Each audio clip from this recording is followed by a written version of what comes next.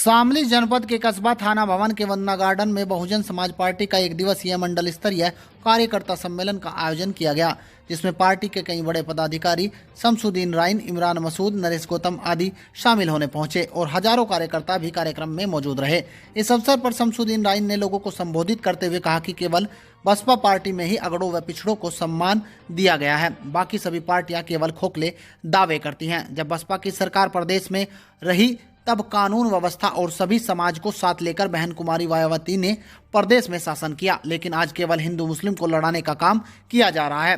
वहीं कार्यक्रम में पहुंचे इमरान मसूद ने 2013 में हुए दंगों का भारतीय जनता पार्टी पर आरोप लगाया और सपा पार्टी को भी घेरते हुए कहा कि जब सपा की सरकार थी और दंगइयों पर मुकदमे लिखे गए थे, लेकिन एक भी दंगइयों को सजा नहीं मिली। यह सपा और भाजपा की मिलीभगत को दर्शाता है। वहीं सपा सरकार में केवल विशेष जाति के पिछड़ों का ही उत्थान करने का काम किया गया।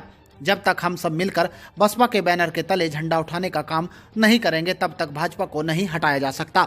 विधानसभा के चुनाव में मुस्लिम समाज ने एक तरफा होकर अखिलेश को वोट देने का काम किया, लेकिन नतीजा आप सबके सामने है। वहीं कार्यक्रम आयोजक अनमोल गर्ग ने भी बसपा पार्टी की नीतियों का बखान किया और भारतीय जनता पार्टी पर जमकर हमला बोलते हुए कहा कि भारतीय जनता पार्टी की कार्यशैली ने यह तय कर दिया है कि वह दोबारा सरकार नहीं बनाएगी। आने वाला समय बहुजन समाज पार्टी का है। कई लोगों ने दूसरी पार्टियों का दामन छोड़कर बसपा का दामन भी थामा।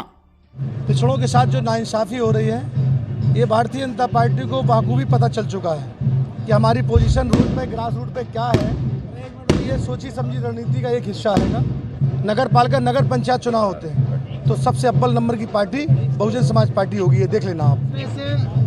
चंद्रशेखर रावण जो है लगातार विपक्ष की पार्टियों को समर्थन दे रहे हैं और इससे बहुजन समाज पार्टी का स्तर भी कई जगह दिखाई दे रहा है कि बहुजन समाज पार्टी का जो अपना मूल वोट था वो खिसक रहा है। तो इसे कैसे मैनेज? आपको शायद इस बात की नॉलेज नहीं है। आप सब जानते हैं बहुजन समाज पार्टी को मिटाने की चाल आज से नहीं है। जब भारतीय जनता पार्टी ने हर हर मोदी, घर घर मोदी, अच्छे दिन, भ्रष्टाचार, महंगाई भगाएंगे, सारी एजेंसी हायर कर ली थी। सारे प्रचार की एजेंसी जितनी थी सारी हायर हो गई थी। सब लोग रात दिन प्रचार कर रहे थे, तब भी बहुजन समाज पार्टी का एक एक वर्कर नहीं है और एक एक कार्यकर्ता, एक एक वर्कर, एक एक वोटर अपनी नेता बहन कुमारी मायावती जी के साथ चट्टान के तरीके से खड़ा रहा था। ये उसकी मिसाल 2014, 2017 और 2022 में भी आपको देखने मिली। अब ये जो आप देख रहे थे राजनीति में चुनाव किस तरीके से हिंदू और मुसलमान पर चुनाव करा दिया, मुसलमान समाजवादी पार्टी की तरफ मूव कर गया और हमारा हिंदू भाई भी थोड़ा सा गफलत में पड़ गया कि शायद बीजेपी, तो ये दो डिवाइडेशन में चुनाव हो गया इसलिए। लेकिन हमारा फिर भी जो वेस्ट वोट था हमारा चट्टान के तरीके से बीएसपी के साथ खड़ा रहा, अपनी नेता के साथ खड़ा रहा। निकाय चुनाव को किस तरह से देखते हैं कि आने वाले निकाय चुनाव में बसपा किस तरह का? देखिए, छोटा चुनाव हो या बड़ा, बहुजन समाज पार्टी कोई कमजोरी से चुनाव नहीं लड़ती, क्योंकि बहुजन समाज पार्टी के नेता कम, वर्कर चुनाव ज़्यादा लड़ाता है। समाज पार्टी का एक तरफा झंडा फहरने का काम करेगा, सपा के धोखे में अब लोग नहीं आने वाले। हमारे चैनल P7 TV को लाइक और सब्सक्राइब जरूर करें।